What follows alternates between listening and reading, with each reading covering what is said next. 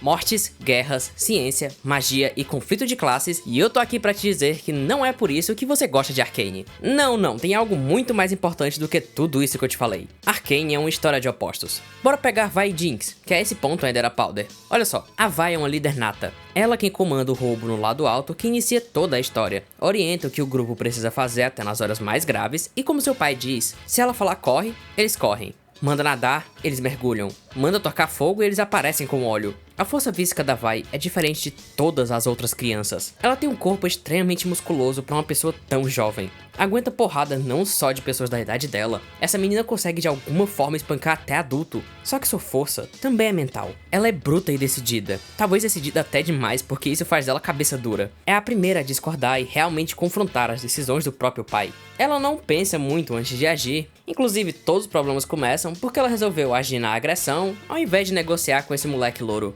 Já a Powder é totalmente diferente. Ela é fraca, o seu corpo é retraído e sinceramente ela parece até meio mal nutrida. É um corpo extremamente oposto ao da irmã, mas isso é psicologicamente também. Ela é quem chora, explode, foge ao invés de lutar, seja nos punhos ou nas palavras. E no final das contas enlouquece depois de tudo que aconteceu. A Vi também tem uma reação emocional forte, mas ela se mantém sã, diferente da Powder que quebra completamente no lugar. Ela é de alguma forma extremamente inocente. Apesar disso é muito engenhosa.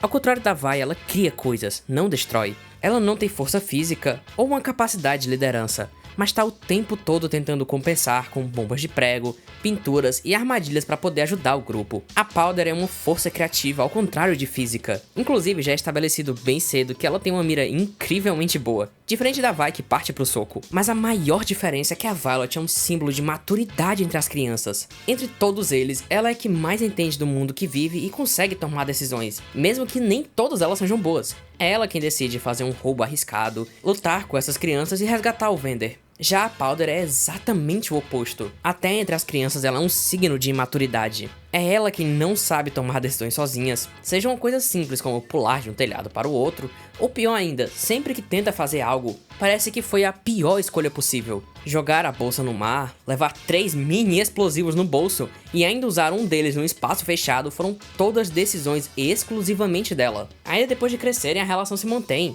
Vi é realista e bruta. Ela ainda tem suas decisões idiotas, mas é claramente madura. Mas a Jinx, ela parou no tempo. Ela vive nas próprias ilusões, assombrada pelos fantasmas do passado, e todo o seu comportamento ainda é muito infantil. Ela continua desenhando como criança e tem uma linguagem corporal na linha tênue entre infantil e insana. Elas são opostas, músculo e malnutrição, maturidade e infantilidade, realismo e loucura, vermelho e azul.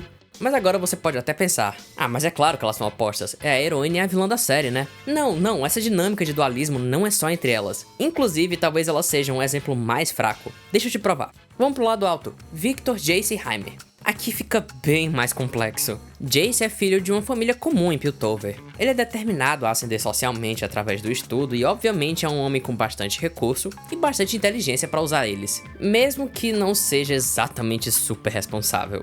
Victor nasceu na subferia. Sua briga para se destacar como intelectual não é só uma questão de imagem, é de sobrevivência, tanto para poder se manter em Piltover, quanto para literalmente viver. Sua determinação não é puramente determinação, é desespero. Ele tá morrendo e sabe disso. Suas pernas ficam cada vez mais fracas, seus pulmões falham e por isso ele tá disposto a roubar da academia, fazer experimentos ilegais e trocar informações com bandidos da subferia. Coisas que o Jace nunca faria. Bom, não por ele mesmo, porque apesar de ser muito determinado, ele também é alguém muito moral e justo. Só que de início os dois são até que bem próximos no sentido moral. Porém a gente vê eles se separando mais e mais ao decorrer da série. Imagino que isso só vai piorar e escalar muito mais quando lançar a segunda temporada de Arcane. Jace tem um corpo monumental, ele é literalmente o estereótipo do gostosão. É o garoto propaganda da ciência em Piltover que vai dar palestras, assinar contratos e namorar uma gostosana poderosa, e enquanto isso o Victor é alguém que fica nos bastidores. Ele praticamente nem tem imagem, o coitado precisa ser até apresentado pro conselho porque provavelmente a maioria deles nem sabe o seu nome. E mais do que isso, seus corpos não poderiam ser mais diferentes. Enquanto Jace tá na flor da idade esboçando saúde o tempo todo, malhando enquanto forja um martelo, espancando crianças pobres, Victor tá se deteriorando. Ele contempla a morte cada vez mais. Seus pulmões enchem de sangue. Ele passa de alguém que manca pra alguém que anda com muleta até chegar a usar cadeira de rodas. Ele é humano, humano demais porque sempre nos lembra da nossa mortalidade. É um signo de velhice em um corpo novo, o exato oposto de Heimerdinger, que é uma criatura imortal que viveu por centenas de anos sem nunca se preocupar em morrer, em envelhecer porque ele não é humano. E por isso ele é muito paciente. Por isso ele tem medo de mudanças rápidas, porque pode esperar até que elas sejam completamente seguras. A Hextech pode esperar mais 10 anos e ele não teria um mínimo problema. Ele vai sempre ser esse símbolo de juventude física, mesmo que envelheça mentalmente. Só que pro Victor tem muito problema, porque em 10 anos ele talvez nem esteja mais vivo.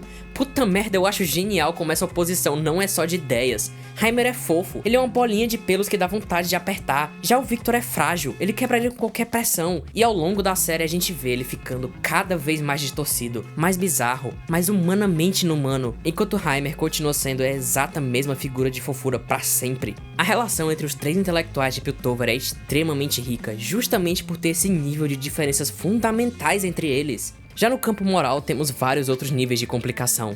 Jace e Victor querem mudar o mundo com a pesquisa Hextech, mesmo que para isso precisem arriscar a estabilidade social, que se mantém por um fino nó. Heimer não quer arriscar, ele prefere tomar uma rota segura que vai ser muito mais demorada, ou talvez nem sequer aconteça, trancando o resultado das pesquisas e atrasando os avanços desesperados dos dois. E é aí que entra a diferença entre Jace e Victor. Jace é, entre aspas, bonzinho demais para ele mesmo ter a ideia de roubar a academia, botar vidas indiretamente em risco e buscar a inteligência da subferia. Victor tá desesperado, ele já não liga mais. Se for mudar o mundo, não peça permissão. Ele se dobra cada vez mais para meios questionáveis, para avançar sua pesquisa, até enfiar químicos do esgoto na perna, e o pior é que começa a funcionar. Mas Arcane não é só opostos, claro. Existe muita rima também. Personagens que se assimilam muito em certos pontos, estão em situações parecidas, mas são completamente diferentes em objetivos ou métodos. A gente vai ver muito isso quando chegar no Vander e no Silco. Mas agora foca no Heimer e no Singed. Ambos são cientistas geniais. Eles têm o prazer na pesquisa, na descoberta e no avanço de suas teorias. Mas Heimer é cauteloso. Ele não quer romper o status quo. Ele segue uma régua moral e não tem problema em desacelerar ou parar o avanço sem julgar perigoso. Mas o Singed não tá nem aí pro status quo. Ele quer fazer ciência independente da moral, manter uma criatura artificialmente viva pra fazer pesquisa, injetar químicas num loirinho aleatório sabendo muito bem que isso provavelmente causaria dano irreparável, e até matar um gatinho, tadinho. Nada disso incomoda ele. Enquanto Heimer freia as mudanças, Singed força a mudança. Ele desenvolveu a Quintec que literalmente faz seu corpo evoluir. Ele clama pela evolução. Não só clama, como representa ela em seu meio mais brutal. A própria subferia é o seu campo para testar a evolução desenfreada. E falando na subferia, talvez a comparação mais óbvia da série, Vander e Silco. O mais interessante da relação entre os dois é que de início eles estão em oposições muito claras. Mas com o passar da série a gente vai vendo algumas similaridades mesmo que os objetivos sejam completamente diferentes. Vander comanda com carisma, ele mantém a ordem na subferia pelo respeito que conquistou com o povo. Dá pra ver isso quando ele consegue, só no diálogo e um pouquinho de pressão psicológica, fazer o que é justo e ajudar esse carinha aqui, que inclusive volta depois e eu acho um detalhe muito fofo. Mesmo que fisicamente seja extremamente forte, ele ainda assim escolhe não lutar. Ao invés disso, virou pai de 4 crianças e de certa forma a figura paterna para a subferia como um todo. Ele faria de tudo para proteger suas crianças, tanto o povo quanto seus realmente filhos. Inclusive ele tenta se entregar para a polícia e sair como culpado de um crime que nem sequer fez, só para que de alguma forma impedisse de prender os seus filhos ou que sequer soubessem que foi culpa deles. Ele é a típica figura do macho forte que é ao mesmo tempo um líder e um pilar moral. Todos admiram ele, até aqueles que querem seu poder. Por um passado de guerra, onde ele não encontrou nada a não ser sangue e mais sangue, Vander meio que desistiu de lutar pelo futuro. Ao invés disso, ele vive no presente e preza pelo presente. Mesmo que isso signifique dobrar a cabeça pro lado alto e manter um status quo. Mas Silco, nossa, eles são inimigos em um nível moral e político. Silco comanda pelo medo e pela revolta. Ele vê a força da subferia na capacidade para revolução. Se Vander quer fazer tudo de forma justa, para manter uma vida mais ou menos pacífica, Silco quer incitar o caos e se preparar para lutar contra o lado alto. Usar experimentos humanos e sacrificar vidas é o de menos para ele, só que tem um contraste muito interessante. Fisicamente, o Silco é muito fraco. Da mesma forma que Vi e Jinx têm essa oposição de imagem, Vander e Silco também têm. Se de um lado temos um homem com músculos estourando que quer pregar a paz, do outro temos uma figura quase caquética, que em muitos sentidos pode até ser fisicamente patética, mas luta pelo caos e a violência. Aqui, inclusive, eu acho a comparação 1000 vezes mais interessante que a da Vi e da Jinx. por um elemento que Arcane trabalha muito sutilmente: a masculinidade. A oposição de Vander e Silco não é só moral, não é só física, mas também magética. É uma oposição estética. Se de um lado Vander é a figura típica do homem másculo, forte, determinado a proteger a família, Silco é o oposto. Ele é um homem fraco, sim, mas ainda mais oposto a másculo. Ele é cuidadoso, ele usa roupas bonitas, terno arrumadinho, diferente de todos os outros na subferia. Ele se veste de forma requintada, passa maquiagem pra esconder sua cicatriz, seu cabelo é todo finalizado com gel. Não, eu não tô falando que Silco é afeminado. O único homem realmente afeminado que a gente vê é aquele twink aleatório que a mãe da Mel leva como se fosse brinquedo. O que eu tô falando é que Silco não é um homem másculo, de forma alguma, mas ainda assim é uma figura de poder, de dominação, muito mais do que Vander foi. Depois que a Jinx é meio que adotada por ele, Silco vira inclusive uma figura paterna tanto quanto Vander. Sim, são filosofias parentais vastamente diferentes, mas tanto quanto Vander, Silco abandonaria tudo pela sua filha. Inclusive, de certa forma, assim como o Vander, ele até que abandonou. Mas calma que os paralelos não param só aí. O jeito do Vander, suas roupas, sua linguagem é